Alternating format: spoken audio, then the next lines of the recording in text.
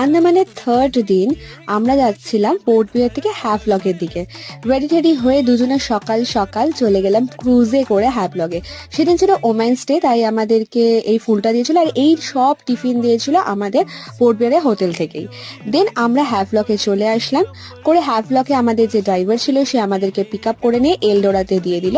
আমরা রেস্ট নিয়ে চলে গেলাম রেডি টেডি হয়ে কালা পাথর বিচের দিকে। প্রচন্ড সুন্দর করে আমরা সেজেছিলাম। দেন দুজন মিলে একটু কেট মারতে মারতে চলে গেলাম কালাপাত্তার বিচ। আর আমার এটা সব থেকে ফেভারিট বিচ লেগেছিল।